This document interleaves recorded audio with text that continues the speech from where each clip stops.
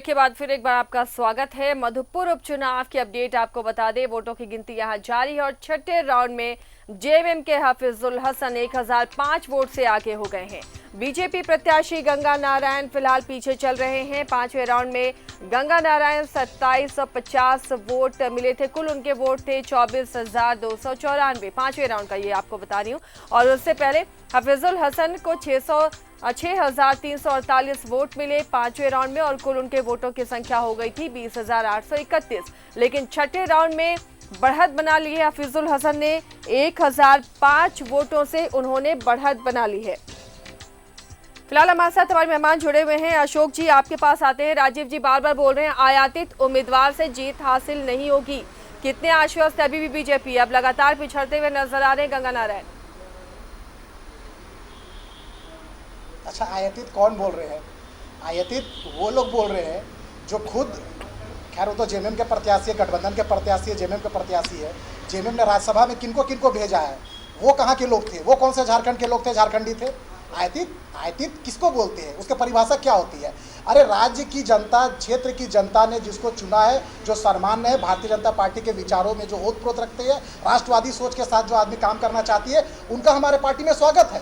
कोई आयातित नहीं होता है। आप भी अगर राष्ट्रवाद सोच रखते हैं, देश हित के बारे में सोचते हैं, तो राजीव रंजन जी आपका भी भारतीय जनता पार्टी परिवार में स्वागत है। कोई भारतीय जनता पार्टी में अछूत नहीं है। इस देश के बारे में जो सही सोचता है, आपको दावत मिल गया है, बीजेपी में जाना चाहेंगे? विचारों से जो उत्प्रोत रहेगा वो भारतीय जनता का पार्टी प्रत्याशी बना सकती है। क्यों नहीं बनाएगी उसको? देखिए, ये अपनी आपके कहने नहीं कहने से भारतीय जनता पार्टी किसी को प्रत्याशी बनाएगी या नहीं बनाएगी, ऐसा थोड़ी ना होता है। आपने वो हमारी नीति के अनुसार चलने वाला होना चाहिए। और गंगा नारायण जी वो बाबा नगरी से आते हैं और बाबा के, आपको बता दें आसिया जी, शंकर भगवान के सिर में से गंगा माँ प्रवाहित होती है और गंगा नारायण सिंह बाबा का विशेष आशीर्वाद लेकर वहां चुनाव लड़े हैं। निश्चित रूप से बाबा का आशीर्वाद उस मधुपुर की जनता की ये क्या भली करेंगे, जो सत्ता की बेचैनी में जो छटपटाहट है, जो उकलाहट है, जो उकताहट है, वो पूरी तरह से स्पष्ट रूप से दिखाई दे रही है। और इनको राजनीति में, लोकतंत्र में, लोकशाही पर इनका भरोसा नहीं रह गया। इनका भरोसा रह गया है कि ये सियासी बाजार बना करके बैठे हैं। किस प्रकार से चुनिंदा लोगों को, जो जनता के द्वारा चुनी हुई सरकारें हैं, उनको अपदस्थ करने के लिए ये विधायकों की खरीद फरोख्त तक से बाज नहीं आते हैं। और ये बार बार इन्होंने प्रेसिडेंट साबित किया, चाहे मध्य प्रदेश हो, गोवा हो, मणिपुर हो, कहीं कर्नाटक हो, हर जगह इन्होंने देश की जनता को जो अपना चरित्र दिखाया, जो खुद पहले चाल चरित्र और चेहरे की बात किया करते थे, राजनीति में सुचिता की बात किया करते थे, वो लोग किस प्रकार से, उन्होंने तो झारखंड में 3 जो उपचुनाव हुए हैं, बराबर झारखंड की जनता को प्रलोभन देने का काम किया। इस मधुपुर के चुनाव में भी इनके जो स्वयंभू नेता विधायक दल है, माननीय बाबूलाल मरांडी जी, और जो इनके प्रदेश अध्यक्ष है, उन्होंने 10 मई को सरकार बनाने तक की बात कर दी। तो ये लोग जानते हैं, झारखंड की जनता, बार बार मैं कह रहा हूं कि काठ की हांडी बार बार नहीं चढ़ती है। इनके झांसे में अब आने वाले लोग नहीं है। ये मैंडेट जो महागठबंधन सरकार को मिला है हेमंत सोरेन जी के नेतृत्व में, ये पूरे 5 वर्षों के साथ पूरे पुख्ता तौर पर मजबूती के साथ काम करने के लिए मिला है। और हाजी साहब जो लंबे अरसे तक मधुपुर की सेवा करते चले आए, वहां की जनता ने उनको श्रद्धांजलि देने का मन बना लिया था। ये बार बार हर सभाओं में, हर जगह जहां हमारे नेता जा रहे थे, वह स्पष्ट रूप से स्वतः स्फूर्त नजर आता था। वही भारतीय जनता पार्टी के जो इनके हाथी उड़ाने वाले मुख्यमंत्री थे, उनको गो बैक के नारों का सामना करना पड़ा। इसलिए मैंने कहा कि आयातित उम्मीदवार के भरोसे पैसों के धन बल का उपयोग करके लोकतंत्र को गिरवी बनाने का जो काम ये सपना पाल रहे थे, वो सच नहीं होने वाला है। मैं फिर कह रहा हूं कि 7वें राउंड के बाद फिजा बदलेगी। रास्ता रास्ता वक्त गुजरने दीजिए, तस्वीर अपने आप साफ होती चली जाएगी। क्योंकि भारतीय जनता पार्टी को वहां की जनता जानती है, इनके सियासतदानों को जानती है। इनके सियासतदानों का क्या कहना, अब तो माह रमजान भी है। सियासत की रवादारी भारतीय जनता पार्टी के नेता खूब जानते हैं।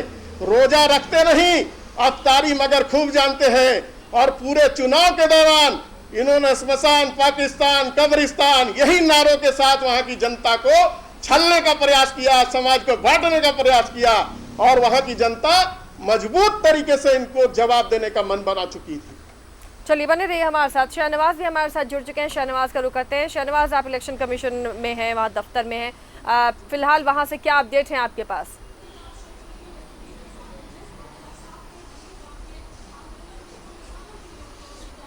देखिए, छठे राउंड का जो अपडेट हमारे पास पहले से है वही अपडेट यहाँ भी है। अभी बल्कि एक स्टेज पीछे ही रहता है, तो 1682 वोटों से हाफिजुल हसन आगे पहुँच गए हैं और ये छठे राउंड के बाद पहली बार हुआ है कि जेएमएम के कैंडिडेट बीजेपी के से आगे हुए निकलते हुए दिखाई दे रहे हैं। फिलहाल तो यही ट्रेंड है। बाकी जो अन्य राज्यों के रिजल्ट्स हैं वो भी आपको पता ही है जी। अलग अलग जितने भी स्टेट्स हैं सबके अलग अलग परिणाम आ रहे हैं और सब पर एनालिसिस का दौर जारी है। और थोड़ा सा झारखंड को लेकर के लगातार 5 राउंड से पिछड़ रहे थे जेएमएम के कैंडिडेट, लेकिन अब स्लाइट मार्जिन ही सही लेकिन आगे उनको मिल गया है और बहुत दिलचस्प हो गया है, क्योंकि शहनवाज, मधुपुर आप भी कवरेज के लिए जाते रहे हैं। जब हाजी साहब का निधन हुआ आप भी वहाँ गए थे। शहनवाज, ये जो अब राउंड की काउंटिंग हो रही है, आगे जो ईवीएम्स खुल रहे हैं, क्या लगता है ये जो बढ़त अब हाफिजुल हसन बना रहे हैं, ये बढ़त आगे बढ़ती जाएगी या फिर गंगा कमबैक करेंगे?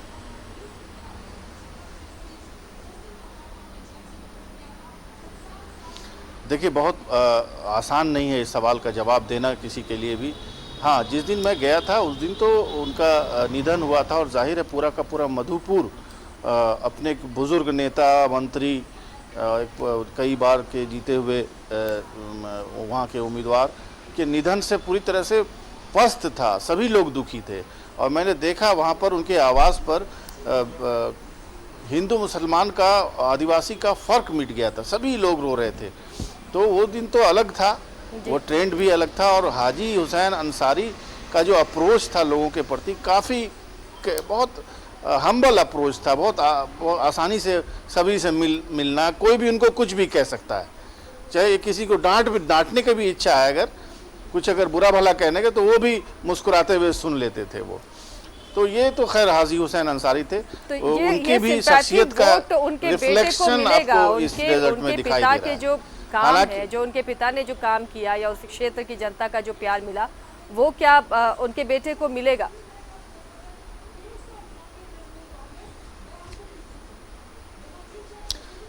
हाँ बिल्कुल, उसका भी थोड़ा पार्ट है और भी कई फैक्टर्स हैं। देखिए, सबसे बड़ा फैक्टर तो भारतीय जनता पार्टी को आजसू से उम्मीदवार बोरो करके ले आना है, ये भी बहुत बड़ा फैक्टर है और इस फैक्टर का भी असर है। लेकिन एक जो भारतीय जनता पार्टी की तरफ से एक बोरो कैंडिडेट दिया गया है, अशोक कुमार ठाकुर, उसको जितना ज़्यादा ओवर एस्टिमेट किया गया था और जितना कहा जा रहा था कि वो गेम चेंजर साबित होंगे, लेकिन ऐसा कुछ होता हुआ दिखाई नहीं दे रहा है। अगर हम बात कर लें, अशोक कुमार ठाकुर को 728 वोट्स, यानी अभी 1000 के आंकड़े पे भी नहीं पहुंचे हैं। और अगर हम बात कर लें तो उत्तम कुमार यादव बहुत नेक टू नेक उनके करीब खड़े हैं 430 वोट लाकर। किशन कुमार भी हैं 259 हैं, राजेंद्र कुमार हैं 654 हैं, यानी अशोक कुमार ठाकुर से बेहतर तो राजेंद्र कुमार को वोट आ रहा है। और सबसे ज़्यादा अगर किसी को वोट मिला है इन दोनों कैंडिडेट को अलग करके अगर देखें तो नोटा को 1507 वोट आया है। आप समझ सकते हैं कि मधुपुर में ऐसे भी बहुत सारे वोटर्स हैं, 1500 वोटर्स ऐसे हैं अभी छठे राउंड के अंदर जिन्होंने किसी को पसंद नहीं किया। यहाँ तक कि उनको ये भी पसंद नहीं आया कि हमारे यहाँ का कोई मंत्री होगा, कोई काम पड़ेगा तो वो काम आसानी से हो जाएगा हाफिजुल हसन के द्वारा। उसने नोटा को पसंद किया और नोटा को वोट किया। अपने आप में ये बहुत मारकबूल बात है कि तमाम इंडिपेंडेंट कैंडिडेट्स हैं जिनको या तो खड़ा किया जाता है किसी का वोट जोड़ने के लिए, किसी का वोट घटाने के लिए, लेकिन उन सबसे बेहतर प्रदर्शन नोटा का है। अपने आप में बहुत नोटिफाई करने वाली बात है। तमाम राजनीति से जुड़े हुए लोगों को सोचना चाहिए कि नोटा को क्यों पसंद करता है, आखिर क्या बात है। 1500 लोगों को कितनी निराशा है, राजनीतिक सिस्टम से निराशा है, उम्मीदवारों के चयन से निराशा है।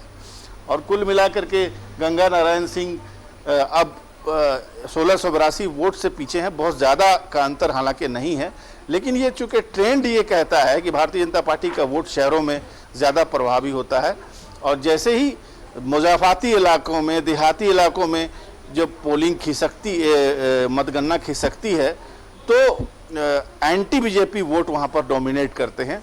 तो आगे आगे देखिए, अभी कुछ कहा नहीं जा सकता, लेकिन हाँ चूँकि अब आगे हो गए हैं हफीजुल हसन, वो मंत्री के तौर पर उन्होंने चुनाव लड़ा है, जाहिर है उसका भी एक फ़र्क पड़ता है। पूरी की पूरी कैबिनेट वहाँ थी, मुख्यमंत्री 4-5 दिन वहाँ पर उन्होंने रह करके चुनाव संचालन किया, लोगों से मिले, चाय पी।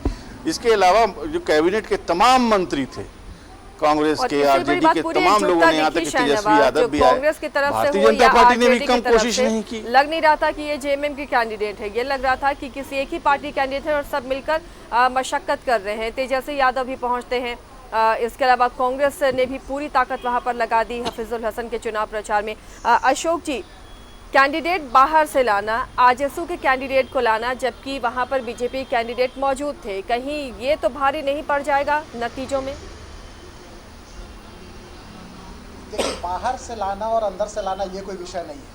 वो राज्य के रहने वाले हैं, राज्य के निवासी है, झारखंड की जनता है, यहाँ के मतदाता है, उनको चुनाव लड़ने का अधिकार है। और भारतीय जनता पार्टी ऐसी कोई कि आयतीत है, नहीं आयतीत है, हाँ पार्टी के विचारधारा से ओतप्रोत होनी चाहिए। राष्ट्रवादी सोच वाले जो लोग रहेंगे उनको भारतीय जनता पार्टी निश्चित रूप से उसको प्रत्याशी बनाने का काम करेगी। और गंगा नारायण सिंह जी ने, उनका एक अपना सामाजिक छवि है, वहाँ उस बाबा नगरी इलाका में उनका एक अलग प्रभाव है।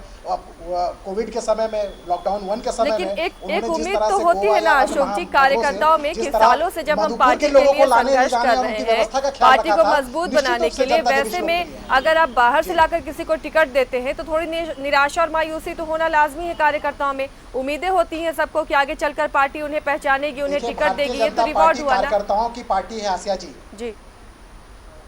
ये आसिया जी, ये अनुकंपा पे हम लोग किसी को प्रत्याशी नहीं बनाते हैं। जिस तरह हफीजुल जी को, जो ना वो जनता के अदालत में गए और उनको अदालत में गए बिना उनको वहाँ मंत्री बना दिया गया।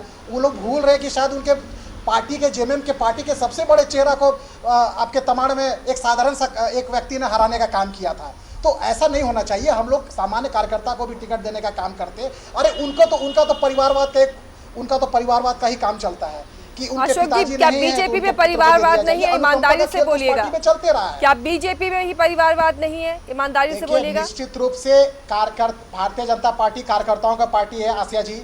आज देखिए, वहां पर कार्यकर्ताओं की लंबी फौज है चुनाव लड़ने के लिए। मैं आपको बता दूं कि कोई वहां पर 1-2 चेहरा नहीं है। मधुपुर में अगर आप ढूंढेंगे तो एक मंडल स्तर का सामान्य कार्यकर्ता भी भारतीय जनता पार्टी का मधुपुर का एक प्रत्याशी बनने के काबिल है वो। क्योंकि भारतीय जनता पार्टी में सोच, पार्टी के संगठन के प्रति वफादारी और राष्ट्र के प्रति वफादारी और राष्ट्र के प्रति सकारात्मक सोच उसको एक प्रत्याशी बनाने का काम करती है। गंगा नारायण जी ने भारतीय जनता पार्टी का दामन थाना, भारतीय जनता पार्टी के उनके सिद्धांतों को, नीति को अपनाया और जिस तरह से सामाजिक कार्य करके उन्होंने अपना छवि बनाया है, भारतीय जनता पार्टी निश्चित रूप से उसको प्रत्याशी बनाती। क्यों नहीं बनाती? एक सामाजिक छवि है, अच्छी छवि है, सकारात्मक छवि है। हम लोग ऐसा आदमी को तो प्रत्याशी नहीं ना बनाया है जिनके ऊपर में, जिस परिवार के ऊपर में हज हाउस का घोटाला का आरोप लगा है। हम लोग किसी घोटालेबाज को प्रत्याशी बनाने का काम नहीं किया है। और ये महागठबंधन की सरकार, महागठबंधन के प्रत्याशी एक अकेलियत को, सबसे बड़ा जो भवन बना है रांची में, हज हाउस को घोटालेबाज वाले परिवार को प्रत्याशी बनाने का काम किया है, अकेलियत को भी धोखा देने का काम किया है। तो आप बताइए कि दोनों में कितने जमीन आसमान का अंतर है। मैं आपको बता दूं कि बाबा नगरी के प्रत्याशी है गंगा नारायण सिंह जी। बाबा के राजनीति का ये जो हमाम है ना, इसमें सभी रंग है। कोई नहीं कह सकता कि पार्टी मेरी दूध की धुली हुई है या परिवारवाद नहीं या घोटाले नहीं या घपला नहीं है। राजीव जी, इसका जवाब देंगे? देखिए, हज हाउस हम लोग तो रांची से लाइव हो रहे हैं, पूरे प्रदेश की जनता देख रही है। मेरा इलाका भी इत्तेफाक से हज हाउस के बगल में ही है। आप जाकर देखेंगे कि उनकी सरकार ने हज हाउस का क्या स्थिति बना के रखा है। आरोप लगा रहे हैं, धोखा देने का काम किया था। ये हमारी रघुवरदास जी की सरकार को साधुवाद देना चाहते हैं। उनके पास भारतीय जनता पार्टी का कोई उम्मीदवार नहीं था क्या? हजारीबाग में सांसद के लिए जयंत सिन्हा से अच्छा कोई उम्मीदवार नहीं था क्या? कुशल बहुतेरे के तर्ज पर राजनीति कब करना चाहेंगे, कब बंद करेंगे? इस प्रकार की ओछी बातों को करके जनता को भरमाना चाहते हैं और जनता के विकास को लेकर के जो काम करने चाहिए थे, पूरे 5 वर्षों में पूरे राज्य को कंगाल बनाने का काम किया। इन्होंने सिर्फ लूट तंत्र चला रखा था। इसी का परिणाम है कि आज राज्य में मजबूत और महागठबंधन की सरकार, दूरदर्शी सरकार, जिसने जनता को इस पेंडेमिक के कालखंड में भी जीवन और जीविका दोनों बचाने का काम किया। मैं साधुवाद देना चाहता हूं अपने दूरदर्शी और कर्मठ मुख्यमंत्री को, जिन्होंने जरा भी विचलित हुए बिना जनता की लगातार निरंतर सेवा की है डॉक्टर रामेश्वर उरांव की, जिन्होंने लगातार जनता की निरंतर सेवा करने का काम किया। वहीं दूसरे ओर भारतीय जनता पार्टी के 12-12 सांसद आज वैक्सीनेशन का पहले से अलॉटमेंट करके झारखंड को दिलाने के नाम पर वो मोदी जी का फेस सेविंग करने में लगे हुए हैं। साहब, क्यों झारखंड की जनता को बरगलाना चाहते हैं? कब तक झूठ बोलिएगा? ईमानदारी पूर्वक आप झारखंड की जनता के सामने ये स्वीकार कीजिए कि पूरे कोरोना के मैनेजमेंट में केंद्र सरकार फेल हुई है और लगातार झारखंड जहां की उसकी सरकार नहीं है उसके साथ सौतेला व्यवहार करने का काम कर रही है, हमारे अर्थतंत्र पर विराम लगाने का काम कर रही है। चाहे बिजली बिल की वसूली के नाम पर जो कटौती करने का काम किया गया इस पेंडेमिक में, वो भी झारखंड की जनता ने देखा है। और किस प्रकार से इनके नेता झारखंड को राहत दिलाने के बजाय सिर्फ झारखंड के सरकार को बदनाम करने का, बदनीयती से काम करने का काम इन्होंने किया है और झारखंड की जनता इनको जवाब देने के लिए तैयार बैठी हुई है। चलिए एक अपडेट इस बीच 7वें राउंड के नतीजे सामने आए हैं और इसमें हफीजुल हसन आगे चल रहे हैं। मधुपुर उपचुनाव में वोटों की गिनती जारी है और पल पल की अपडेट आपको दे रहे हैं। साथ ही हमारे साथ चर्चा के लिए मेहमान भी हमारे साथ जुड़े हुए हैं। अशोक बड़ाई बीजेपी से और कांग्रेस से राजीव रंजन। इस बीच जो अपडेट है 7वें राउंड की, हफीजुल हसन आगे चल रहे हैं। फिलहाल बीजेपी प्रत्याशी गंगा नारायण पीछे चल रहे हैं। 4000 से ज़्यादा वोटों से हफीजुल हसन ने अभी बढ़त बनाई हुई है। आने वाले राउंड में, क्योंकि आगे अभी और राउंड बाकी हैं, कोविड की वजह से थोड़ी काउंटिंग में लेट हो रहा है, धीरे चल रही है काउंटिंग, लेकिन जो अब रुझान आने शुरू हुए हैं, अगर ये बढ़त आगे और बढ़ती गई तो इस बढ़त को पार पाना मुश्किल होगा गंगा नारायण के लिए। 7वां राउंड और 7वें राउंड में हफीजुल हसन 4076 वोटों से आगे चल रहे हैं। अशोक जी, फिलहाल हफीजुल हसन लगातार बढ़त बना रहे हैं। ये बढ़त अगर बढ़ती गई तो ऐसा नहीं लग रहा आपके प्रत्याशी के लिए मुश्किलें हो सकती हैं? देखिए आगे देखिए अभी होता है क्या। शुरुआत में हफीजुल जी कह रहे थे कि नहीं, शुरुआती में जब बैलेट वाली जब बात आती है तो वह भाजपा आगे रहती है। फिर जब आपके संवाददाता ने पूछा तो वो बोले कि नहीं, 3 राउंड तक भाजपा आगे रहती है। देखिए ये सब एक ढकोसला है। महागठबंधन की सरकार, 3 दल के प्रत्याशी वहाँ लड़ रहे हैं और एक सामान्य कार्यकर्ता 1000 का फासला है। तो आप निश्चित रूप से कह सकते हैं कि मधुपुर की जनता मन बना चुकी है और जैसे अंतिम राउंड खुलेगा आपको पता चल जाएगा कि मधुपुर ने अपना निर्णय और अपना मत किस ओर देने का काम किया, यह स्पष्ट रूप से आपको पता चल जाएगा। राजीव रंजन अभी हमारे साथ जुड़े हुए हैं। जीत हार क्या अभी भी राजीव रंजन लगता है, ये जो 7 राउंड अभी हुए हैं, हालांकि ये शुरुआत है, अभी कई राउंड और बाकी हैं, लेकिन ये जो अंतर अब बढ़ता जा रहा है, आने वाले ईवीएम्स में भी अगर ये अंतर आगे बढ़ता गया तो हफीजुल हसन के लिए रास्ता अब आसान नजर आ रहा है? देखिए, मैंने पहले भी कहा था और अगर आप पिछले चुनाव के मतगणना को उठा करके देखेंगे तो 7वें राउंड तक जेएमएम 12000 वोटों से पीछे चल रही थी। बाद में हाजी साहब ने बड़े अंतर के साथ चुनाव जीता था और मैं सवेरे से इस बात को कह रहा हूं, जब भारतीय जनता पार्टी के नेता अति उत्साह में कह रहे थे पहले दूसरे राउंड की मतगणना के बाद कि हम चुनाव जीतेंगे, मैंने दावा किया था कि 7वें राउंड के बाद परिदृश्य बदलेगा। भारतीय जनता पार्टी का आयातित उम्मीदवार जो धन बल के जरिए वहां की जनता को भरमाने के लिए लाया गया था और जिनका गठबंधन था एनडीए का, वो भी पूरी तरह से भरभरा गया था, वो कहीं भी चुनावी परिदृश्य में आपको नजर नहीं आएगा। तब लोग ये कह रहे थे कि अभी ओवर कॉन्फिडेंट नजर आ रहे हैं राजीव जी। तो मैं भारतीय जनता पार्टी के नेताओं की तरह नहीं हूँ कि कहने पे आ जाऊं तो कुछ भी कह डालूं, क्योंकि रिंद के रिंद रहे और हाथ से जन्नत भी न गई। तो मैं पूरे तौर पर जमीनी जो हकीकत है उसकी सच्चाई को बयां कर रहा था, अपने कार्यकर्ताओं के फीडबैक को बयां कर रहा था। जो नेता पूरे ताकत के साथ, चट्टानी एकता के साथ वहां धरातल पर कैंप कर रहे थे, उनके फीडबैक के आधार पर मैं कह रहा था, तब लोग विश्वास नहीं कर रहे थे। अब नतीजा आपके सामने है, राउंड दर राउंड ये अंतर जो है वो बढ़ता चला जाएगा आसिया जी, और भारतीय जनता पार्टी का आयातित उम्मीदवार कहीं नजर नहीं आएगा। ये इनको उसी दिन समझ जाना चाहिए था जब मधुपुर में रघुवर दास जी का स्वागत गो बैक के नारों के साथ, मोटरसाइकिल जुलूस के साथ किया गया था। ये तब नहीं समझ पाए थे, ये तो 10 मई को सरकार बदल रहे थे। तो अब ये खोखले दावे और इस प्रकार की ऊट पटांग बातों से झारखंड की जनता भरमाने वाली नहीं है। अब जमीन पर उतरना होगा। घरों में बैठकर वीडियो बना करके जारी करने से झारखंड की जनता बात मानने वाली नहीं है। अस्पतालों का भ्रमण करना होगा। अखबारों में बयान देने से काम चलने वाला नहीं है। ये पैंडेमिक का कालखंड है।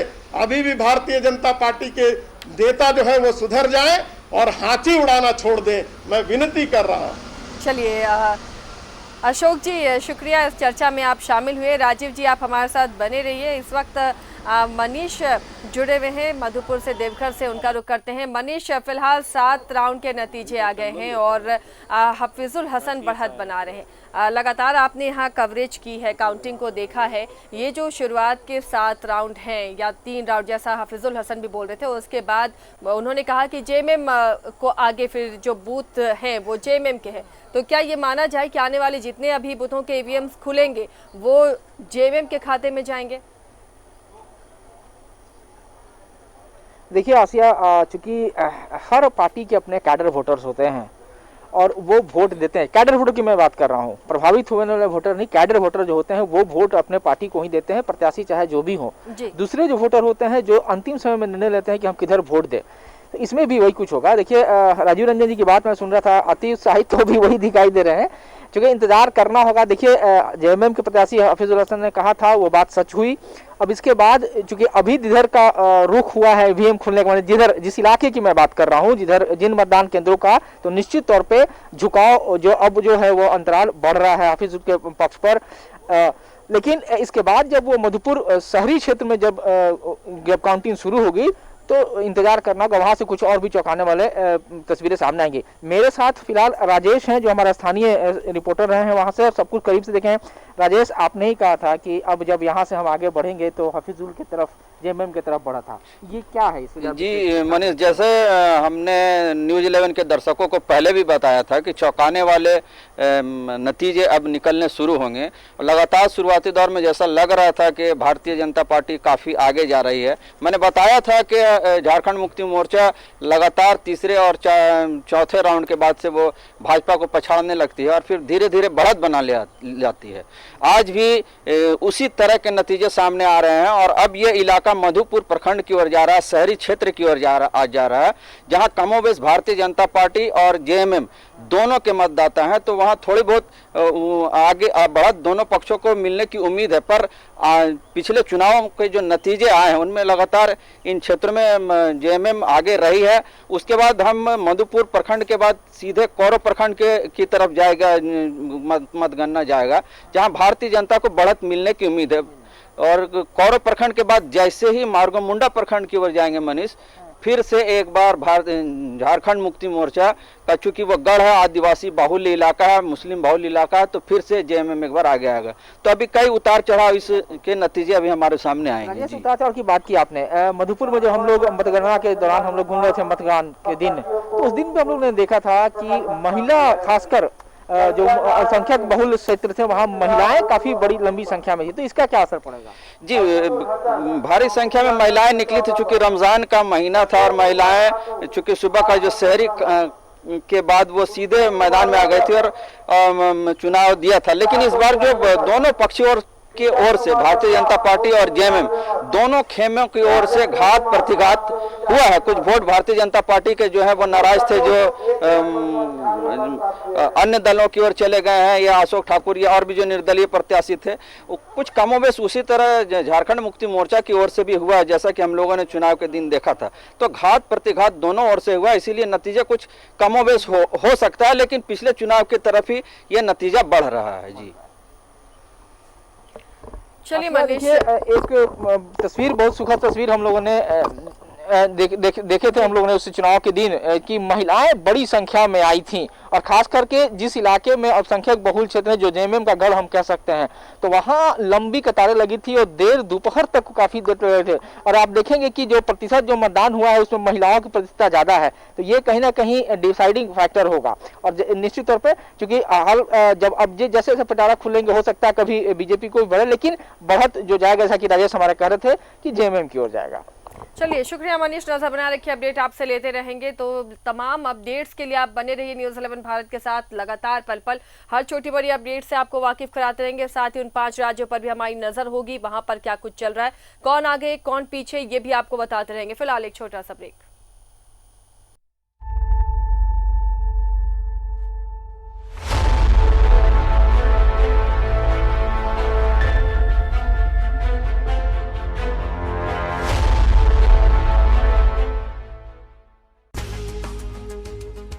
जो अपने मकान से करते हैं प्यार, वही लगाते हैं पीएमसी प्रेस्टीज टीएमटी बार। हर खबर पर रहती है पैनी नजर हमारी। पुलिस प्रशासन द्वारा कार्रवाई की जा रही है। ऐसे में सियासत का मैदान हो या कोरोना महामारी,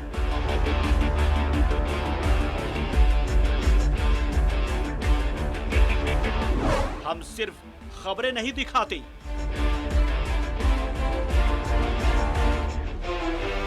निभाते हैं अपनी जिम्मेदारी।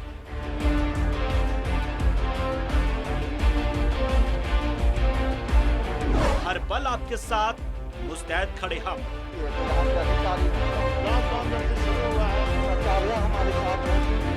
हर सच से कराते हैं आपको रूबरू। विभाग की टीम न्यूज़ 11 भारत के दफ्तर पहुंची और फ्लैट में खरीदेगी। आपके हक की करते हैं बातें। प्रशासन और सदर अस्पताल प्रबंधन की लापरवाही के कारण दर्जन लोगों की मौत हो गई। आप कानून को क्या समझते हैं? पूरा कर डाले क्या? न्यूज़ 11 भारत मतलब भरोसा आपका। सच है तो दिखेगा।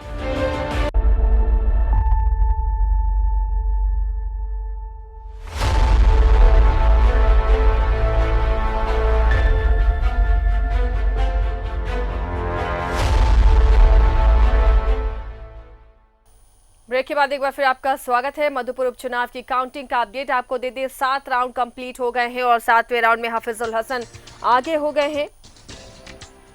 इससे पहले 3 से 4 राउंड में गंगा नारायण बढ़त बनाए हुए थे, लेकिन अब 7वें राउंड तक आते आते हफीजुल हसन ने लगभग 4076 वोटों का अंतर बना लिया है। और आगे जैसे जैसे ईवीएम खुलेंगे, जिन जिन इलाकों में जिसके पकड़ होगी, वहां उनके वोटों की संख्या बढ़ती हुई नजर आएगी। हम लगातार चर्चा भी कर रहे हैं। हमारे साथ बीजेपी से इस वक्त नए मेहमान सरोज सिंह जुड़े हुए हैं। सरोज जी, आपका स्वागत है। कांग्रेस से राजीव रंजन हमारे साथ बने हुए हैं। सरोज जी, अब बीजेपी के उम्मीदवार पिछड़ते हुए नजर आ रहे हैं। हालांकि शुरुआती ये फेज है, 7 राउंड ही अभी हुए हैं। क्या उम्मीद बीजेपी कर रही है कि आने वाले और राउंड में बीजेपी की ही जीत होगी, या फिर बीजेपी का जो वोट बैंक था वो अब खत्म हो गया?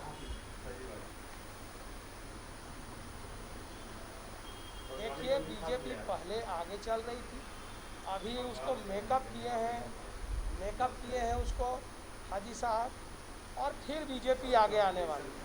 अभी राजीव भाई का सुन रहा था मैं, तो अशोक बड़ाई जी बैठे हुए थे हमारे, तो मैं सुन रहा था कि मोबाइल पर उनके डिबेट पे लंबा लंबा भाषण दे रहे थे राजीव भाई, सुन रहा था मैं।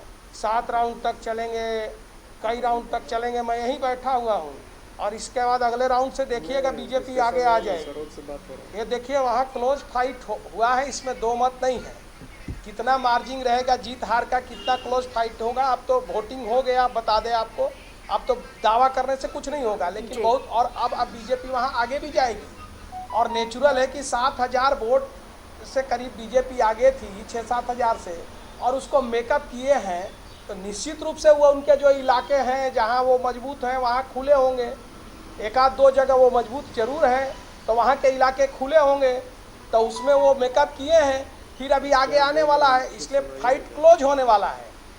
और अभी राजीव जी बेगाने के शादी में अब्दुल्ला दीवाना पूरे देश में इनकी पार्टी का हाल जान लीजिए, और तब से नसीहत दे रहे थे कि ये कि ऐसे है वो है, हिंदी और अंग्रेजी समझा रहे थे। लेकिन पूरे अरे भैया, भारतीय जनता पार्टी क्या ये वंशवाद फलना और ये वो समझा रहे थे? अरे आप अपना सोचिए ना कि आप कहाँ चले गए। आप जो है आप राजीव जी, बड़ा सवाल सरोज जी का आपके लिए कि कांग्रेस अपना हश्र देख ले देश भर में, अभी 5 राज्यों के चुनावी नतीजों में अपना हश्र कांग्रेस देख ले, झारखंड में जो नसीहत आप दे रहे हैं, कहीं जीत रहे हैं, कहीं इस अपोजिशन में, सारे जगह हमारे पूरे देश भर में हमारे साथ संघर्ष है। आप कहाँ हैं? आप तो कहीं ममता जी पर खुशी मना रहे हैं, कहीं झारखंड में अब इनका वजूद समाप्त होते चला जा रहा है और लगातार राज्य में जब से महागठबंधन की मजबूत सरकार आई है, आपने देखा कि जितने भी उपचुनाव हुए हैं, मैं उस आधार पर कह रहा हूँ और पिछले चुनाव के सरोज जी सुन लीजिए, राजीव जी को सुन लीजिए, 7 राउंड तक हम 12,000 हमारी समीक्षा करा रहे हैं। श्मशान पाकिस्तान और कब्रिस्तान के नारे से पहले चुनाव में उठ जाते तब कोई बात होती, मुद्दों के आधार पर बात करते नहीं, बतौलाबाजी करना इनकी आदत रही है। और मैं सरोज भाई को बहुत नजदीक से जानता हूं, अच्छे प्रवक्ता हैं, वो बात बनाना खूब जानते हैं, बात बनाते रहे। आज दिन उनका है, जब तक चुनाव परिणाम नहीं आ जाता। मैं यूं ही कोई भाषण नहीं दे रहा था, मैं भी सुन रहा था कि ये क्या कह रहे हैं कि राजीव जी भाषण दे रहे थे। मैं फिर कह रहा हूं कि 7 राउंड से 15 राउंड तक हम बहुत अच्छी तरीके से जाएंगे। 15वें राउंड के बाद जो मतगणना होगी वहां कुछ ये हल्का सा उछाल जरूर लेंगे, लेकिन अंतिम परिणाम महागठबंधन के हाफिजुल हसन अंसारी के पक्ष में जाएगा और बड़े अंतर के साथ मधुपुर की जनता ने जो मन बना लिया है हाजी साहब को श्रद्धांजलि देने का, वही परिणाम आएगा। सरोज भाई आप भी यहीं रहोगे, मैं भी यहीं रहूंगा, तब बात कर लेंगे हम लोग। और जरूरत हो तो हम तो एक ही मोहल्ले में एक ही गली में रहने वाले लोग हैं, आ जाइएगा चाय पीने पर। आप लोग तो चाय पर चर्चा करने में खूब माहिर हैं, हम कर लेंगे आपके साथ 2-2 बात। सरोज जी 15 राउंड तक तो कॉन्फिडेंट है गठबंधन, 15 राउंड तक तो हाफिजुल हसन ही आगे जाएंगे, राजीव जी का कहना। और ये कल उसके बाद थोड़ी बहुत उछाल होगी बीजेपी की, लेकिन आखिर में जीत गठबंधन की ही होगी।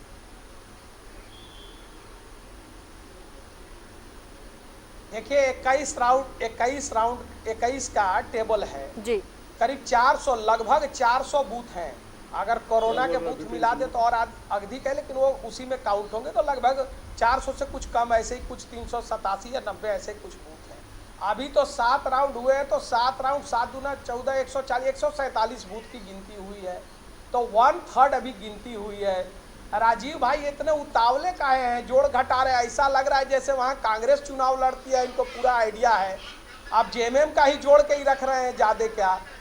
लेकिन सरोज जी ये अच्छी बात नहीं है कि यूनिटी है गठबंधन में, लेकिन एनडीए की यूनिटी कहाँ दिखी प्रचार के दौरान? आज इसने तो किनारा कर लिया। नहीं, पूरी एनडीए एक साथ थी, एक साथ लड़ रही थी। पूरे देश में हम अपने गठबंधन मित्रों के साथ मिलकर लड़ते हैं, पूरा ईमानदारी से लड़ते हैं। हम अपने मित्रों के साथ ईमानदारी से काम भी करते हैं, उनके साथ मिलकर सरकार भी चलाते हैं, इनके जैसे धोखा नहीं देते। मैं इनसे इतना ही पूछा कि भारतीय जनता पार्टी को, एक तो उनकी आवाज़ नहीं आ रही, इसलिए मैं पूरा जवाब नहीं दे पा रहा हूँ उनकी बातों का। एक तो उनसे ये पूछिए ना कि पूरे देश में कांग्रेस किस कारण से पूरा रसातल में जा रहा है, सफाया होते जा रहा है, अपना तो कैसे ठीक करें उसको बतावे ना। और अभी बता रहे थे, थोड़ा देर पहले मैं सुन रहा था टीवी मोबाइल में उनका डिबेट, तो इसलिए मैं बोल रहा था कि आपके पास कैंडिडेट नहीं है, आप आयातित करके लाए हैं। कितने का नाम बताऊं, कितने, और आपके पूरे गठबंधन के लोगों का नाम बता दूं। पूरे आपके गठबंधन में तो आज सरकार जी बनी हुई, कितने आयातित हैं? बरही का बता दें जी कि कहाँ, प्रकाश यहाँ लातेहार का बता दें कि कहाँ, बहरागोड़ा का बता दे, कहाँ कहाँ उम्मीदवार आप ले गए हैं और ला करके दिए हैं टिकट। क्यों बात करते हैं इस तरह का? कितने उम्मीदवारों को टिकट ला करके दिए हैं? ऐसा लग रहा है इनके पास उम्मीदवार नहीं है, फलना। अरे आप 15 से उम्मीदवार, कई एक उम्मीदवार तो हमारे ले गए हैं आप बीजेपी से। तो चुनाव में ये कहना कि इनके पास उम्मीदवार नहीं, बीजेपी के पास उम्मीदवार नहीं है, और उम्मीदवार लड़ाए हैं तो लड़ रहे हैं ना, उम्मीदवार ही तो हैं। तो अभी 2 राउंड और इंतजार करिए, लेकिन कांग्रेस के इस दुर्दशा का कारण बताइए ना, पूरे राज्य में क्या हालत है? राजीव जी, कांग्रेस की दुर्दशा का कारण सरोज जी जानना चाह रहे हैं। उनका कहना है कि गाली दे रहे हैं बैठ करके। आयातित तो खुद कांग्रेस में ही है, बीजेपी के कई नेताओं को कांग्रेस ने लिया है अपने में, और फिलहाल जो भी दुर्दशा हो रही है उस पर कांग्रेस का है, जो राज्यों के नतीजे आ रहे हैं। अरे कांग्रेस से आयात करके 70% नेताओं के बल पर आज देश की जनता को बरगलाने में ये जरूर काम आ गए हैं। लेकिन भारत की जनता जिंदा कौम है। बंगाल के चुनाव में पूरे के पूरे सरकार को झोंक करके और पूरे देश में जिस प्रकार से और खास करके बंगाल में आज जिस प्रकार से हर दूसरा व्यक्ति कोरोना ही निकल रहा है, ये कल से इनको जनता जब जवाब मांगेगी ना कि सब के तारीख के गुनहगारों सिंहासन खाली करो की जनता आती है, ये नजर आ जाएगा, ये इनको नजर आ जाएगा सरोज भाई को।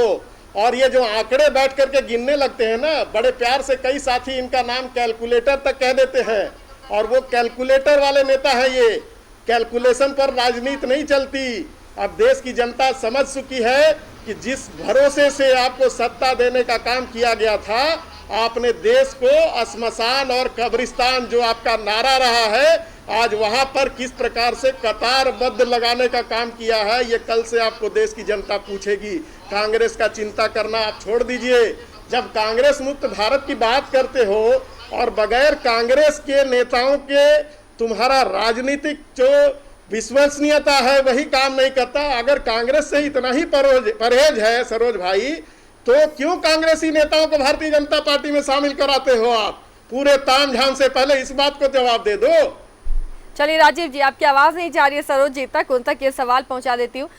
सरोज जी, राजीव जी ने सवाल पूछा है, इतना कांग्रेस मुक्त भारत चाहिए, कांग्रेस से इतनी नफरत है, इतनी चिढ़ है, कांग्रेस के बिना आपकी राजनीति क्यों नहीं होती? क्यों कांग्रेस के नेता ही फिर आपको चाहिए बीजेपी में?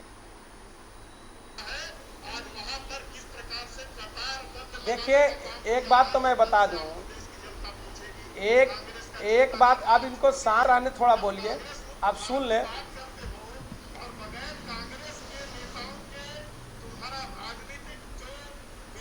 सरोज जी आप बोलिए, वो शांत है। देखिए, सवाल ये इनके कुछ सवालों का जवाब दे दूं जी। आप ये इनके सवालों का जवाब दे दूं, ये कह दिए, इनको कह दिए कि जुमला बना करके सरकार बनाए हुए जुमला गड़गड़ के। भैया 2014 में मोदी जी की सरकार बनी थी केंद्र में, और 2014 से आप लोग कह रहे थे कि इनका जुमला है, ये नारा है, ये जुमला है, ये है, और उसके बाद 2019 में देश की जनता ने प्रचंड बहुमत से जिताया। ये तो आप बात आज से नहीं, 14 में जब से मोदी जी की सरकार बनी तब से आप कह रहे हैं, तब से आप कह रहे हैं। और दूसरा एक बात बता दें, बंगाल के चुनाव में, चुनाव लोकतंत्र है, चुनाव होना था, इसलिए चुनाव होना था कि चुनाव 5 साल पे होते हैं। संविधान में ऐसा कोई प्रावधान नहीं है कि चुनाव टालने का। लेकिन मैं एक बात बता दूं, कोरोना ये लोग पूरे देश में गिनवा रहे हैं। देखिए, पूरे देश में संकट है, इसमें कहीं दो मत नहीं है, पूरे देश में दिक्कत है कोरोना से। लेकिन ये लोग बार बार कि बंगाल में चुनाव हो रहा था, बंगाल में एक जानकारी के लिए इनको बता दूं कि जब से अरे इनको जवाब कहिए, जरा सुन लेना, जवाब सुन लेना, जवाब वो राजीव जी चुप है, आप सुन अपने टीवी सेट का वॉल्यूम कम कर लीजिए, थोड़ी देर बाद पहुंचता है और आपको लग रहा है राजीव जी बोल रहे हैं, आप टीवी सेट का वॉल्यूम कम करें। देखिए महाराष्ट्र में, पूरे देश में जब कोरोना था तो महाराष्ट्र में जो है, महाराष्ट्र में क्या हुआ, जो 50,000 से लेकर 70,000 तक केस महाराष्ट्र में कोरोना के आ रहे थे, ठीक है। अब महाराष्ट्र में 50,000 से 70,000 पूरे देश में कोरोना का ग्राफ गिर गया था पिछले साल के बाद, लगभग जो है सो 10% आ गया जो पीक में था उसका। लेकिन महाराष्ट्र अकेले बैटिंग करते रहा, एक तरफा 50 से 70,000 केस आते रहे। वहां कौन चुनाव था? और आज बंगाल का मैं बता दूं कि इतना बड़ा बंगाल में क्या पोजीशन है, आज 17,000 केस आए हैं और 11,000 12,000 रिकवरी है। 4,000 5,000 6,000 7,000 8,000 बढ़ते बढ़ते आज 17,000 केस आए हैं, और 17,000 आज के आंकड़े हैं, और 17,000 और रिकवरी 12,000। तो मेरे कहने का मतलब है कि बंगाल में चुनाव के कारण अगर होता तो महाराष्ट्र में चुनाव कहाँ है, कर्नाटक में, कई राज्यों में है, दिल्ली में है, कई जगह जो चुनाव है, कोरोना के लिए तो चुनाव जिम्मेदार नहीं है सरोज जी। बंगाल में चुनाव जो हुआ, भीड़ जुटी, वो जिम्मेदार नहीं है। नहीं, कोरोना देखिए, कोरोना चुनाव तो महाराष्ट्र में चुनाव है कि नहीं है, बताइए। महाराष्ट्र में चुनाव थे क्या, जो पूरे देश का ग्राफ महाराष्ट्र में सबसे आगे है? नहीं हुआ ना, ये बार बंगाल लेके जा रहे हैं, भीड़ जुटा रहे हैं, कोरोना की गाइडलाइन है। नहीं तो ये तो तर्क नहीं हुआ कि बंगाल में कोरोना है, बंगाल में चुनाव के कारण कोरोना है। नहीं, मेरी बात तो पूरी सुनिए ना। हम ये नहीं कह रहे, हम लोकतंत्र में चुनाव होना है, ये तो चुनाव आयोग कराता है, और लोकतंत्र में उनके पास कोई प्रक्रिया नहीं होगा, दूसरा तो अपना चुनाव कराए होंगे। लेकिन ये कहना है कि चुनाव के कारण कोरोना बढ़े हैं, इसलिए मैंने कहा कि महाराष्ट्र में कौन चुनाव हो रहे हैं जो 70,000 60,000 से कभी केस कम नहीं आए। अभी बंगाल तो 17,000 गया है, 12,000 रोज रिकवरी है, 5,000 लोग जो है सो केस बढ़ रहे हैं वहां, जबकि 4 दिन पहले 10,000 के 9,000 के नीचे था। तो बंगाल के कारण चुनाव के कारण कोरोना है, ये ठीक है, चुनाव हुए हैं, चुनाव, और ये चुनाव में भाग नहीं ले रहे थे, कह देते कि कोरोना है, हम चुनाव में भाग नहीं लेंगे, क्यों भाग लिए चुनाव में? और बंगाल में ही चुनाव हो रहे हैं क्या? आंध्रा में चुनाव नहीं है, असम में चुनाव नहीं है, और कहीं चुनाव नहीं है। बंगाल केवल बंगाल की ये बात लेकर के आते हैं, और जुमला कहते जुमला। अरे मोदी जी को पूर्ण बहुमत से लोगों ने बिठाया है और आपको पूरे देश में साफ करते जा रहे हैं, उसका तो जवाब दीजिए ना आप। राजीव जी, चुनाव की वजह से कोरोना नहीं फैल रहा है बंगाल में, बाकी स्टेट्स में भी तो चुनाव हुए हैं, बंगाल का राग क्यों अलाप रही है कांग्रेस? देखिए, बंगाल का रंग कांग्रेस नहीं अलाप रही है। अब इनको सच्चाई को स्वीकार करने में अगर परहेज हो रहा है तो इसमें मेरी कोई दिक्कत नहीं है। मद्रास के हाई कोर्ट ने इनको आईना दिखाने का काम किया और चुनाव आयोग के पदाधिकारियों पर हत्या का मुकदमा तक दर्ज करने की बात कही गई। बावजूद उसके अभी जो बंगाल में टेस्ट रिपोर्ट आ रहे हैं सामने, आप विडंबना देखिए कि देश की जनता के सामने आप बैठ करके मुख्यमंत्रियों के साथ बंद कमरे में प्रोटोकॉल का हवाला देते हुए बैठक करते हैं और वहां कहते हैं कि 2 गज की दूरी और मास्क है जरूरी, और वहीं से हाथ झाड़ते हुए, पल्ला झाड़ते हुए हेलीकॉप्टर पे सवार होते हैं और खड़े होकर मैदान में बड़े दम्भ के साथ आप ये कहते हैं कि जहां तक मेरी नजर जा रही है वहां तक आदमी ही आदमी नजर आ रहा है। तो दोनों रूप इनके प्रधानमंत्री का देश की जनता ने देखा है, और मैं कल से ही कह रहा हूं कि कल आज चुनाव परिणाम आप आ जाने दीजिए, कल से इसकी तैयारी पूरे देश की जनता करने लगेगी। ये लाख राग अलाप ले, आज पूरे देश में, विश्व के कई देश जो है मास्क फ्री हो गए, हमारे यहाँ अब लोग डबल मास्क लगा करके चल रहे हैं। तो कौन है इसके लिए जिम्मेवार? आज वैक्सीन की बात कर लें, झारखंड सरकार ने पूरा कार्यक्रम तैयार करके दे दिया, इनका रजिस्ट्रेशन आरंभ हो गया कि 1 तारीख से हम 18 साल से लंबे उम्र के लोगों को हम वैक्सीन देंगे, लेकिन आज ये दिलाने में नाकामयाब रहे। आज इन्होंने कहा कि 35,000 करोड़ रुपया हमने रिजर्व रखा है वैक्सीन कार्यक्रम के लिए, उसके बाद राज्य सरकारों को उनके हाल पर छोड़ दिया कि आप वैक्सीन की खरीदारी खुद करें। तो आप कई दिल्ली हाईकोर्ट का प्रतिक्रिया देखिए, सुप्रीम कोर्ट की प्रतिक्रिया देखिए, तो अब फिजा बदल रही है। रफ्ता रफ्ता वक्त गुजरने दीजिए, मेरा जो तकिया कलाम लोग कहते हैं ना कि रफ्ता रफ्ता वक्त गुजरने दीजिए। पूरे देश में इन जो इतिहास में जो गुनाह करने वाले लोग हैं वो आज पूरे स्पष्ट तौर पर सार्थक रूप से देश की जनता को दिखाई दे रहे हैं कि जिनको हमने विकास के लिए वोट दिया था, जो 5 ट्रिलियन इकोनॉमी बनाने की बात करते थे, उन्होंने देश की अर्थव्यवस्था का बेड़ा गर्क कर दिया, किसानों को आज आंदोलन करने पर मजबूर कर दिया और उनको आंदोलन जीवी की संज्ञा दे डाली। लोग एक एक सांस के लिए तरस रहे हैं, लोग वैक्सीन के लिए तरस रहे हैं। इस बात का जवाब इनके पास नहीं है। ये कांग्रेस मुक्त और कांग्रेस के नेताओं को गाली बकने में लगे हैं। भैया खूब बको, लेकिन देश की जनता को ऑक्सीजन मुहैया करवा दो, वेंटिलेटर मुहैया करवा दो, अस्पतालों में भर्ती करा दो। कांग्रेस ने जो किया वो देश की जनता ने देखा। तुमने क्या किया? कई अस्पताल बनवाए, कई ऑक्सीजन प्लांट लगाने का काम किया। पीएम केयर फंड का मामला भी आज पूरी तरह से अंधेरे में है, ये बताने की आवश्यकता नहीं है। आज जो कोरोना का दूसरा लहर आया है, जो इतना भयावह लहर आया है, इसको संभालने की जिम्मेवारी जिसकी है वो पल्ला झाड़ते नजर आ रहे हैं। सब कुछ राज्यों के भरोसे उसके हवाले छोड़ने का काम करने के इनका जो है उत्तरदायित्व का गठन किया जाएगा और जनता इनको रास्ता दिखाने का काम करेगी। और राज्यों को मदद नहीं मिल पा रही है। वैक्सीनेशन की बात कही पीएम मोदी ने, फिर वो जुमला साबित हुआ 18 साल से ऊपर के लोगों को वैक्सीन देने के लिए सप्लाई ही नहीं राज्य में। ये कोविड के वक्त जो बीजेपी शासित राज्य हैं वहां पर ये चीजें नहीं हो रही है, लेकिन जो गैर बीजेपी शासित राज्य हैं वो इन तमाम समस्याओं से जूझ रहे हैं।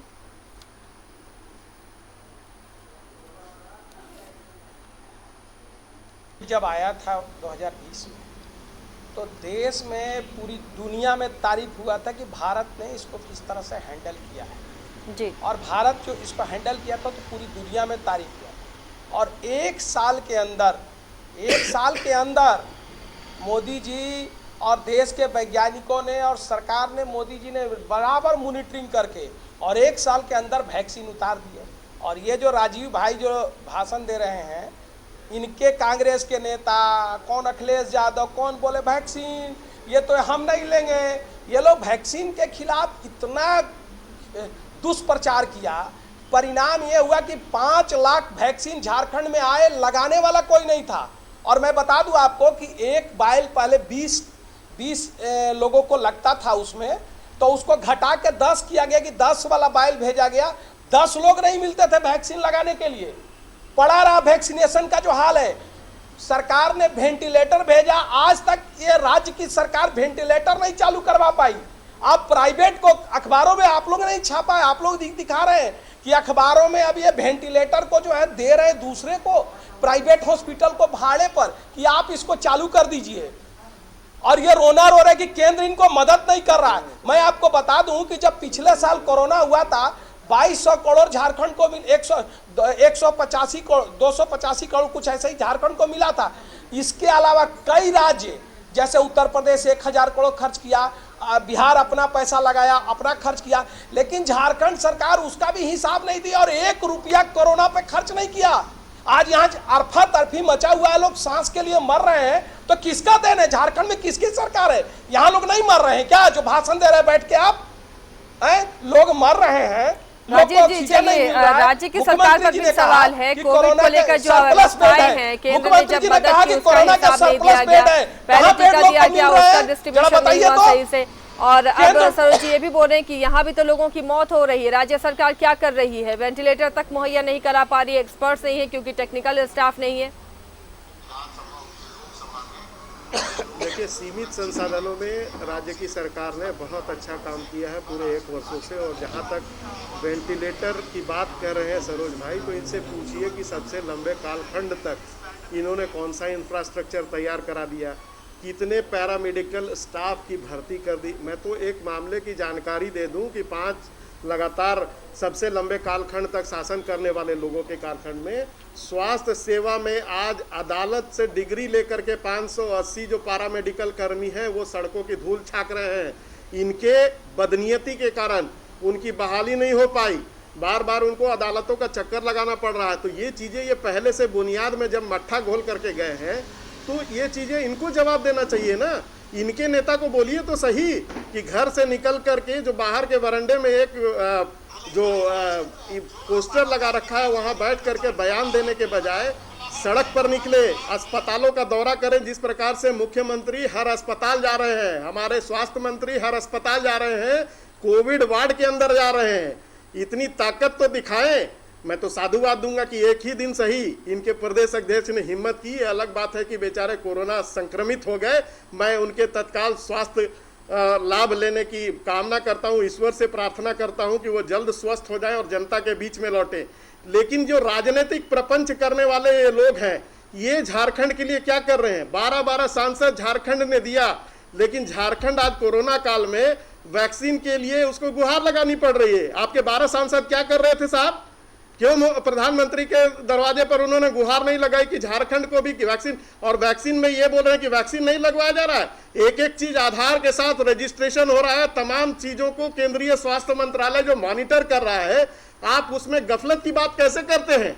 हम तो लगातार कर रहे हैं। अगर सड़क को राजनीतिक प्रपंच करने के बजाय जन जागरण के लिए ही भारतीय जनता पार्टी के नेता गली मोहल्लों में निकलते, गाँव में निकलते, अब तो राजनीतिक लाभ के लिए कि मेरा बूथ वैक्सीन युक्त, अरे भैया वही कार्यक्रम चला लेते ना, जनता को जागृति करने के लिए करते। कांग्रेस के नेता आज वहां खाद्यान्न सामग्री पहुंचा रहे हैं, उनको वैक्सीन दे रहे हैं, उनको कोरोना किट दिया जा रहा है। लेकिन भारतीय जनता पार्टी वाले नेता क्या कर रहे हैं? पहले इन्होंने थाली बजवाया, ताली बजवाया, दिए जलवाए, लाइट बुताया, अब क्या छाती पिटवाने के लिए इंतजार कर रहे हैं क्या? जो शमशानों में कतार लगी हुई है, कब्रिस्तानों में कतार लगी हुई, इनके नारे सच हो रहे हैं। शमशान, कब्रिस्तान, पाकिस्तान, क्या इसी नारे के भरोसे ये देश चलाने का भरोसा देकर के आए थे क्या? क्या जनता को सिर्फ डबल इंजन की सरकार जब रहेगी तभी ये जनता के बीच में उतरेंगे क्या? या अनदीना जो है ये खाली राजनीतिक प्रपंच करते रहेंगे? सरोज जी, क्या सिर्फ सवाल का इनको बीजेपी जवाब देना शासित राज्य चाहिए? को ही फायदा पहुंचा रही केंद्र सरकार? डबल इंजन जब तक नहीं है, सिंगल इंजन वाले परेशान हो रहे हैं। देखिए, इनको जानकारी इनको बता दीजिए। इनको मैंने कहा कि ये गलत बयानी क्यों कर रहे हैं कि वैक्सीन नहीं है। हम तो कहा 5 लाख शुरू के जो वैक्सीन आए थे वो लगे नहीं थे। अब जब वैक्सीन का जब रिपोर्ट आया पूरे देश में, और रिपोर्ट जब आया, रिपोर्ट में आया कि भाई इतने करोड़ लोगों ने लिया, इतने करोड़ लोगों ने लिया। पहले फेज में तो लोगों को डर था सरोज जी, लोग नहीं लगवाना चाहते। शायद आपको भी लगाने बोला जाता तो आप भी पीछे हटते, क्योंकि ट्रायल सही से नहीं हुआ था, उसके रिजल्ट सामने नहीं आ पा रहे थे, लोग खौफ में थे। लेकिन अब जब लोग जान गए हैं, लगाना चाह रहे हैं, तो अब क्या दिक्कत है? अब क्यों नहीं भेज रही है केंद्र सरकार? देखिए मैडम, एक बात मैं आपको बता दूं, मेरी बात आप सुनी नहीं पूरा लगता है। बोलिए। मैंने क्या कहा कि वैक्सीन जब आया तो वैक्सीन से लोग डरे हुए थे। वही बात तो मैं कह रहा हूं जो आप कह रहे हैं। किसने डराया? अखिलेश यादव ने कहा हम नहीं लेंगे। कांग्रेसी लोग कूद कूद के, इनको लगा कि 4-5 साल से पहले, इन्होंने कहा कि 4-5 साल से पहले वैक्सीन नहीं आने वाला है, और जब वैक्सीन 1 साल के अंदर आ गया तो उसके खिलाफ यह शुरू हो गए। इन लोग की फितरत के बारे में मैं बता रहा था, इन लोग का फितरत को समझिए। और उसके बाद ये लोग वैक्सीन जो है सो, और इतना ही लोग प्रोपगंडा फैलाया, परिणाम हुआ कि बोले कहे तो कि 10 लोग को एक सील में दिया जाता है वैक्सीन, 10 लोग मिल नहीं रहे थे। अब जब सर्वे आया कि वैक्सीन इतने करोड़ को लगा तो मात्र 17,000 लोग उससे ये हुए, मात्र 0.4% लोग डबल डोज के बाद को लोगों को कोरोना हुआ, वो भी जो है सीरियस नहीं हुआ, सीरियसनेस नहीं हो रहा है। वैक्सीन बहुत फायदे कर रही है, वैक्सीन का बहुत लाभ है। तो अब थोड़ा अल्फा तड़फी बढ़ा है, ये सही है कि 140 करोड़ का देश, 135 करोड़ का देश, एक बार में तो वैक्सीन लगेगा नहीं। वैक्सीन आ रहे हैं, सरकारें लगी हुई है। आप देखें किस तरह से सरकार ऑक्सीजन का दिक्कत हुआ, विदेश से लेके देश से लेके सारे हमने जो प्लांट के ऑक्सीजन थे बंद कर दिए। सब ऑक्सीजन पूरे देश में, चाहे रेलवे से हो, एयर से हो, जैसे भी हो, सरकारें लगी हुई है। और दिन रात केंद्र सरकार जो है ऑक्सीजन मुहैया कराने में पूरी सरकार लगी हुई है। आप ही लोग रोज दिखा रहे हैं, इनको दिख नहीं रहा है। इनके मुख्यमंत्री जी अभी 4 दिन पहले हेमंत सोरेन जी ने कहा, 4 दिन पहले का उनका बयान है, 5 दिन पहले का, कि कोरोना सरप्लस बेड है ऑक्सीजन का। मैं आपके यहाँ आ रहा था, मैं दुर्भाग्य से मैं बता दूं, मैं आपके यहाँ आ रहा था, मैं देख रहा था रास्ते में मोटरसाइकिल से 2 लोग ऑक्सीजन लेके जा रहे थे। ये एक बेड किसी को नहीं मिल रहा है, कह रहे सरप्लस बेड है, घूम रहे। अरे लोग मर रहे, घूम रहे। आप डेथ रेट देखिए ना झारखंड का, 160-65 हो गया। आपके यहाँ कितना कोरोना है? आपके यहाँ कितना कोरोना का केस है? आज 55,000 केस है। डेथ रेट 160 है डेली, आज 160-70 लोग। आप दूसरे राज्यों का तुलना उठा के बगल का बिहार का राज्य का डेथ रेट देख लीजिए ना, और भी राज्यों का देख लीजिए। और आप कह रहे हैं कि हम बहुत काम कर रहे हैं। आप क्या कर रहे हैं? केंद्र को थोप रहे हैं। आप यहाँ मोदी जी के भरोसे राज्य में आए थे कह के, क्या सरकार में यहाँ आपकी कोई जिम्मेवारी नहीं है क्या? राजीव जी, क्या सरकार जिम्मेवारी से भाग रही है? केंद्र पर ठीकरा छोड़कर, केंद्र पर आरोप लगाकर, मदद नहीं मिलने का आरोप लगाकर, क्या राज्य सरकार बच रही है अपनी जिम्मेदारी से? क्योंकि कोरोना को लेकर स्थिति यहाँ भी बेकाबू होती नजर आ रही है। आसिया जी, आप देख रही हैं कि 24/7 राज्य सरकार किस मुस्तैदी के साथ काम कर रही है। आप तमाम चीज़ों को आपका चैनल कवरेज कर रहा है। बावजूद इसके आप अगर समझाने में सरोज जी को कामयाब हो रही हैं, तो मुझे लगता है कि मेरी बारी है, मैं उनको बता दूं कि किस प्रकार से, जिस प्रकार से पहली लहर के दौरान राज्य सरकार ने पूरी संवेदनशीलता के साथ तमाम चीज़ों को मुहैया कराने के लिए प्रयास में उनका रंग लाया था, और हमने बड़े अच्छे तरीके से चीज़ों को व्यवस्थित कर लिया था। लेकिन ये केंद्र सरकार के द्वारा जो हम संघीय शासन व्यवस्था में राज करते हैं, इससे कोई इनकार नहीं है, लेकिन सरकार तैयार नहीं थी दूसरे लहर के लिए। वक्त बहुत लंबा मिला, 1 साल का वक्त मिला, लेकिन वो तैयारियां तो नजर नहीं आ रही इस रफ्तार के साथ। नहीं, मैं इसको नहीं मानता, मैं इसको नहीं मानता। ये इनका भ्रमजाल या बयानबाजी का नतीजा हो सकता है, लेकिन आपने देखा कि इस जो टाइम मिला, इसके दौरान इनको राज्य सरकार को लेकर के आपकी क्या मंशा रही भाई? आप राज्य सरकार का जो है जीएसटी का शेष नहीं दे रहे हैं। आप बोलते हैं कि रिजर्व बैंक से लोन ले लो। आप बिजली के बिल के नाम पर हमारे पैसों की कटौती कर ले रहे हैं। हमारा हजारों हजार करोड़ रुपया झारखंड की रत्न गर्भा धरती का आप दबाए बैठे हैं, उस पैसे को ही दे दिया होता तो कोरोना काल क्या सिर्फ केंद्र सरकार के लिए था क्या, कि राज्य सरकार को भी अर्थव्यवस्था का मार झेलना पड़ा। हमारे संसाधनों में तमाम प्रयासों के बावजूद जो उपस्थिति या उछाल दर्ज होनी चाहिए थे उसमें कहीं ना कहीं हम पीछे हो गए। हम इसको स्वीकार कर रहे हैं। बावजूद इसके हमने लोगों तक सुविधाएं पहुंचाने का काम किया और आज भी 24/7 महागठबंधन की सरकार हेमंत सोरेन जी के नेतृत्व में, डॉक्टर रामेश्वर उरांव के नेतृत्व में एक कंधे से कंधा मिला करके काम कर रही है। आप देख रहे हैं कि किस प्रकार से अस्पतालों में बेड बढ़वाए जा रहे हैं, वेंटिलेटर्स लगाए जा रहे हैं, ऑक्सीजन सपोर्टेड बेड लगाए जा रहे हैं, दवाओं की कालाबाजारी पर रोक लगाने के दिशा में हम आगे बढ़ चुके हैं। लेकिन केंद्र सरकार क्या सहायता कर रही है? साहब, आप तो वैक्सीनेशन तक रुकवाने का काम कर दिए। आपको अगर पूरा देश समग्र रूप में चलाना था, कोई झारखंड को वैक्सीन लगवाने की जिम्मेवारी आपकी नहीं थी क्या? जो कोरोना का भयावह रूप इस बार सामने आया है वो छोटे उम्र के लोगों को प्रभावित कर रहा है। आपने क्या वैक्सीनेशन को लेकर के क्या निर्णय लिए? क्यों हम पैसे देने के बाद भी आज वाट जोड़ रहे हैं कि हमको वैक्सीन की खेप मिलेगी? क्या इसके लिए केंद्र सरकार जिम्मेवार नहीं है क्या? सिर्फ आरोप लगा देने से नहीं, राजनीति करने के बहुत अवसर आएंगे सरोज भाई, हम मिल करके आगे राजनीति कर लेंगे। लेकिन महामारी काल में मैं आज इस चैनल के मंच पर बैठ करके आपसे आग्रह करता हूं कि आप भी अपने 12 सांसद जो झारखंड ने झोली भर के आपको दिए हैं, केंद्र सरकार के दरवाजे पर बोलिए कि सब जाकर के बैठ जाएं, कि झारखंड को वैक्सीन की खेप मिले, झारखंड को वित्तीय सहायता मिले। झारखंड इस कोरोना काल में किस प्रकार का दंश झेल रहा है, क्या ये हमारी अकेले की जिम्मेवारी है?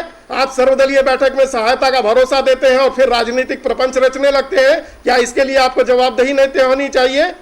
चलिए सरोज जी, आपके लिए कई बातें राजीव जी ने छोड़ी हैं और फिलहाल शुक्रिया राजीव जी इस तमाम बातचीत के लिए। सरोज जी हमारे साथ बने रहेंगे। सरोज जी, केंद्र को मदद करनी चाहिए झारखंड को ऐसे वक्त में, राजीव जी का कहना है। इस पर आगे आपसे जवाब लेना चाहूंगी, लेकिन फिलहाल एक छोटे से ब्रेक के लिए यहाँ पर रुकते हैं।